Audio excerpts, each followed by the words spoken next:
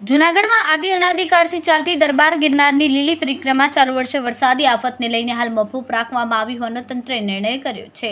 મહત્વનું છે કે ગરવા ગિરનારની લીલી પરિક્રમા ચાલુ વર્ષે માત્ર પ્રતિકાત્મક સ્વરૂપે કરવામાં આવશે અને 1 તારીખના રાત્રે 12 વાગ્યે વિધિવત પરંપરાને જાળવવા માટે સાધુ સંતોની અને પદ અધિકારીઓની ઉપસ્થિતિમાં પ્રસ્થાન કરાવવા છે. જ્યારે 1 તારીખના સવારના સાધુ સંતોના તેમજ અન્ય સંસ્થાઓના મર્યાદિત લોકોને સાથે રાખીને આ પરિક્રમા આગળ વધશે. મહત્વનું છે કે બહારથી આવતા કોઈપણ શ્રદ્ધાળુઓએ કોઈપણ સંજોગોમાં ગિરનાર પરિક્રમા માટે પ્રવેશ આપવામાં આવશે નહીં. પ્રતિકાત્મક સ્વરૂપે સાધુ સંતોની સાથે જરૂરી સુવિધાઓ અને સલામતીનું ખાસ ધ્યાન રાખવામાં આવશે. સુરક્ષા ટીમ, મેડિકલ ટીમ અને જરૂરી સાધનો અને ડોલીવાળાઓને પણ સાથે રાખવામાં આવવાનું કલેક્ટર અનિલકુમાર રાશિઓએ જણાવ્યું હતું. હા, જય ગિરનારી મિત્રો. આજે પરિક્રમાનું પરીક્ષણ હતું. 31 તારીખ સવારે 10 વાગે કલેક્ટર શ્રી, એસપી સાહેબ, ડીએસપી સાહેબ, સાધુ સંતો અને અમે ઉતારા મંડળ તરીકે અમે બધા હાજર રહેલા અને ધારાસભ્યશ્રી પણ હતા, સાંસદ સભ્યશ્રી પણ હતા.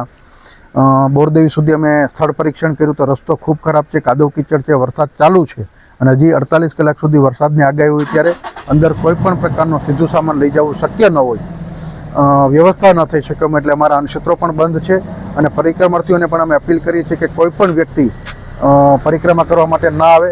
અમારા અન્નક્ષેત્રો પણ બંધ રહેવાના છે અને સત્તાવાર રીતે અમે પરિક્રમા બંધ રાખીએ છીએ તેવું નિવેદન આપી દીધું છે. સાથે સાથે પ્રતિકાત્મક પરિક્રમા કરવામાં આવશે સાધુ સંતો દ્વારા અને 1 તારીખે રાત્રે વહીવટીતંત્ર, સાધુ સંતો અને ઉતારા મંડળને સાથે રાખી એક મુહૂર્ત સાચવી લેવામાં આવશે. 2 તારીખે દિવસ દરમિયાન પરિક્રમા કરવામાં આવશે.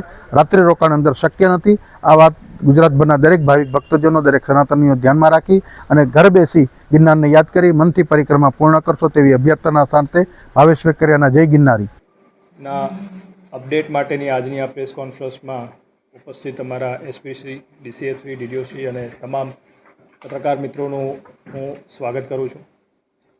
આપ સર્વે જાણો છો એમ આ વર્ષે જે પરિક્રમાનું આયોજન અમે કરી રહ્યા હતા એ બાબતે સંપૂર્ણ તૈયારીઓ વહીવટીતંત્ર દ્વારા કરી લેવામાં આવી હતી.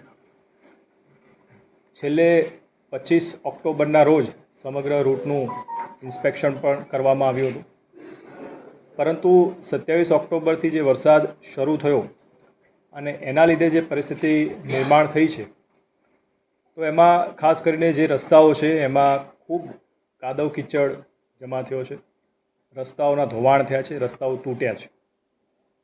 સાથે સાથે જે અંદરના ભાગમાં સીડી છે એમાં પણ લીલ જામી જવાના પ્રશ્નો થયા છે. એટલે આવી પરિસ્થિતિમાં ખૂબ મોટી સંખ્યામાં જો પરિક્રમાર્થીઓ અંદર જાય તો લપસી પડવાના, ઈજા થવાના, ફેટલ એક્સિડન્ટ થવાના પણ પૂરેપૂરા ચાન્સ છે. આ બાબતે 2 દિવસ પહેલાં પણ પ્રેસ કોન્ફરન્સમાં મેં તમામ લોકોને ખાસ અપીલ કરી હતી કે 31 તારીખ સુધી આ બાબતે વેઇટ એન્ડ વોચ કરે. આજે સવારે એટલે કે 31 ઓક્ટોબરની સવારે અમે જિલ્લા કક્ષાના અધિકારી સાથે સાથે સાધુ સંતો, એમએલએ શ્રી સંજયભાઈ, એમપી શ્રી રાજેશભાઈ, અન્ન ક્ષેત્રના પ્રતિનિધિ એ તમામને અમે લઈ અને રૂટનું એક ઇન્સ્પેક્શન કર્યું હતું. અને રૂટ ઇન્સ્પેક્શન દરમિયાન મેં જણાવ્યું એ હકીકત ત્યાં સર્વે જોઈ છે. એટલે આ પરિસ્થિતિમાં લોકોની સેફટી અને સિક્યુરિટી માટે રાજ્ય સરકાર, જિલ્લા વહીવટીતંત્ર કટિબદ્ધ છે. લોકોને કોઈ મુશ્કેલી ન સર્જાય એટલા માટે એક સર્વગ્રાહી અને એક મૂલ્યાંકન કરી અને આપસી સહમતિથી, તમામની સહમતિ સાથે એવો એક નિર્ણય કરવામાં આવ્યો કે આપણે જે દર વર્ષે લીલી પરિક્રમા યોજીએ છીએ એવી રીતે પરિક્રમાનું આયોજન આ વર્ષે કરી શકાશે નહીં.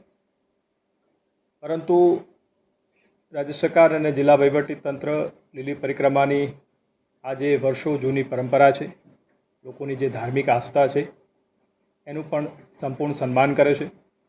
અને એ ધાર્મિક આસ્થાને ધ્યાને લઈ અને આ પરંપરા જે છે ન તૂટે એના માટે એક પ્રતીક સ્વરૂપે સાધુ સંતોના એક લિમિટેડ નંબર સાથે એમને લઈ જઈ અને આ પરંપરાને જાળવી રાખી અને પ્રતીક સ્વરૂપે એ પરિક્રમાનો જે રૂટ છે એમના દ્વારા એ પરિક્રમા કરવામાં આવશે અને પરંપરા જાળવી રાખવામાં આવશે. રિપોર્ટર કાસમ હોથી, જૂનાગઢ, ભેસાણ.